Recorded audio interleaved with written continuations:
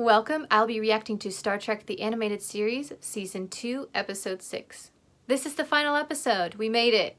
Thank you for coming along on this journey with me. I have a poll out on YouTube of whether the next one will be Space 1999 or UFO, so I'm gonna go check that out. And the winner was Space 1999, so look for that starting next week. This is not a market substitute. Support the original on Paramount+. Engage. The Enterprise is on course for the planet Babel, where ambassadors from all Federation planets are waiting to honor the Enterprise's distinguished passenger. Commodore Robert April, first captain of the USS Enterprise, and for the past 20 years, Federation Ambassador at Large. Now 75 years old, Commodore April has reached mandatory retirement age. Wasn't it Captain Archer, though? I'm gonna go back and listen to exactly what they said in the intro again. April, first captain of the USS Enterprise, and for the past 20 years... Alright, so I'm assuming they're just not including the NX class, and they're talking about this specific ship. But my time is finally here. Does this mean Strange New Worlds we're going to get to see him younger? That'd be amazing if April made it into that show. Oh, I hope they do that Easter egg. No matter where I've traveled in the galaxy, Jim, this bridge is more like home than anywhere else. I was there in the San Francisco Navy Yards when her unit components were built. Oh. Flattery will get you everywhere. But I'm afraid my flower is dying. It's a native of Capella 4, isn't it? Yes, but it has a lifespan of only a few hours. This morning it was a seedling. Within a few hours it will be dead. How fast is it traveling, Mr. Spock? At a speed that should be impossible to achieve. Something on the order of warp 36. No natural object has ever been recorded as traveling at that speed. It is apparently heading for the heart of the Beta Niobe Nova. That's a course of self-destruction. Lieutenant Uhura, open hailing frequencies. I want to talk to that ship's captain.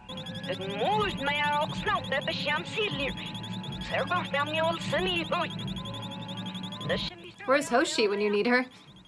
The woman is speaking in the same universal language we speak. What? But she is speaking in reverse. Reverse? Let's hear that tape backward, which should sound forward to us. Yes, sir.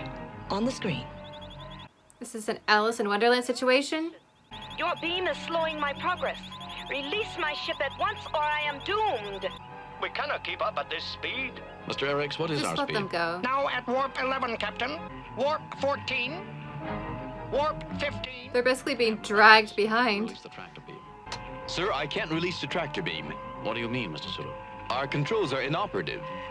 Could they just damage the tractor beam equipment? Maybe take the power away? Blow a key system? How about that full braking power? We're as badly off as before, Captain. We have no control of the ship as long as that alien lassie has us in tow. Contact in 20 seconds. Keep trying those controls, Mr. Sulu. 14 seconds.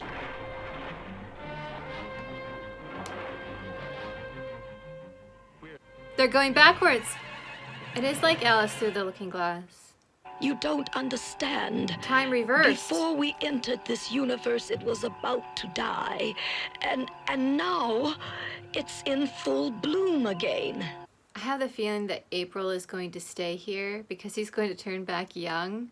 I'm Captain James T. Kirk of the USS Enterprise. We tried to prevent you from entering the Beta Niobe Nova. We assumed your ship would burn up. I had to return to my own universe, Captain Kirk. Well, who are you? How did you come to be in our universe? I am an explorer of space. I was caught unaware when Amphion, previously a dead star, went nova and came to life. I was pulled into the star. My theory is that two stars going nova in the same place in both universes created a gateway, which I passed through. Amphion is no longer nova. It has begun its life as a star. I suggest you set a course to follow my ship. Perhaps our scientists can help solve your problem. We are proceeding to Carla V's planet, Arret. So it'd be Tara. We're in a backwards location. A rat is Tara, being one of the entrances and the heart of the other world in mythology. Is that deliberate? I have a feeling it is. Carla 5 has given us coordinates to beam down to her son's laboratory, Captain. Her son is gonna be super old. May I introduce my son, Carl 4? My honor to meet you, gentlemen. Most They're logical. reversed. This is reminding me of the Voyager episode Innocence, which I'm guessing was based on this episode. Tressa, these people are outsiders. They see us as strange because their aging process is reversed. Near the end of life, we reach a stage of complete innocence. We free ourselves from all responsibilities to this life, then we leave it peacefully. It's one of my favorite Tuvok episodes, so it kind of stuck in my brain. I'm sure that it's the same story that they just pulled from TAS. Apparently, the two universes occupy the same space, but in different dimensions. Assuming Beta Niobe and Amphion occupy the same space, we can determine if there are any other novas occupying the same space in both universes. We can't use her ship to transport us, Captain. But we could use it as an unmanned ship with our tractor beam attached. And they just It send could it back. work. That's how we arrived here in the first place. How much time before the youngest crew member returns to the time of birth? 18 minutes, 37 seconds in real time. Oh. But long before that, we shall all be children. It is possible we will soon be unable to operate the Enterprise. Uh-oh. And when did you enter Starfleet Academy? I see what you mean. As a Vulcan, I age the slowest. I will be capable of assuming command longer than anyone else. Just put the Commodore in charge. What shall I do? Mr. Spock, as long as I am aboard, I am senior officer. I hate to pull rank, but you will be capable of command only for a few minutes. Yeah. Not long enough to complete the maneuvers necessary to take us home. We are the only adults on the bridge. They're all teenagers and children. Arm Carla 5's vessel, Spock. Vessel armed, Captain. My only objection is that they didn't pitch slightly higher for the younger Spock, or at least ask him to do the voice acting slightly differently, because he's coming across as a full adult when he's actually more of a teenager right now. They did the same thing on Bad Batch, and as much as I adore that show, taking the adult voice actor to be Caleb and then not adjusting his voice was just so weird. Well, Caleb, shall we let them do what they do? Only if I can go with them. Very well. And we're getting the same problem here with teenager with an adult voice here. I feel like they could have done something, a little bit of audio tweaking. Into the heart of the Nova. It's baby Uhura. Oh, this is so cute. Oh. They're all children. They can enter the transporter.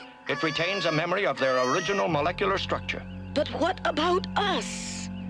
We don't have to use the transporter. We can remain young. If the life you've led has left you unfulfilled. No, Sarah, I don't want to live it all over again. Really? I couldn't improve one bit on what we've had together. Wow. Oh, Robert. Oh. I guess he's more okay with retiring than he thought. We are reviewing his mandatory retirement and will consider his appeal to remain Federation Ambassador at large. Well, good. That was a really interesting episode to end with. The idea of the reverse aging and the backwards dimension, always a really cool idea. I recently went to see Candyman, the new movie, and the logo in the opening was backwards. And for a split second, I was like, are they playing the movie in reverse? What's going on? And then I remembered, oh right, mirrors play a part in the story. The minute the regular credits started, it flipped. So it was the mirror image of the logos opening the movie, which I thought was brilliant because I was sitting there in the theater going, is that supposed to be this way? And so it got you ready for the horror aspect because you're already like uncomfortable. Can you imagine an entire universe where everything is reversed? It'd be so weird. Brilliant decision too to have the white background with the black stars in the precise reverse. So light is actually darkness. And as I mentioned, definitely a tie-in with the Voyager episode Innocence. which oddly enough is one of my favorite episodes from that series. I also really liked that the Commodore completely flipped the script on it, and instead of saying, I'm young again, I'm gonna stay this way and have my career all over again and make the right choices and la la la, he stood there and went, you know what, I've had a good life. I'm proud of what I've done. I don't really want to change anything. I'm gonna go back to my actual age. And a sense of really being present in being on the older side and not having this drive to be younger is very refreshing in a TV show / movie, because most of the time our society is very much based on younger equals better. And here's this Commodore in his 70s going, yeah, my body's kind of falling apart. I'm reaching retirement, but this is me. And I'm happy with my age as it is right now, and I'm gonna get in that transporter and go back to it. That totally got me by surprise, and I love it. And I think we need more older characters stepping up and saying, this age is awesome. I am actually happy to be this age. We see the transporter buffer usually used for de-aging people, and in his case, he used it to go back to being old. So really interesting story there. I like that they ended on a really thought-provoking episode, and they really ended on a high note, I think. The show was so well received, it won an Emmy for Outstanding Children's Series. Absolutely deserved that, yes. It wasn't canceled, it just fulfilled its intended run of 22 episodes. So maybe this was a chosen final story.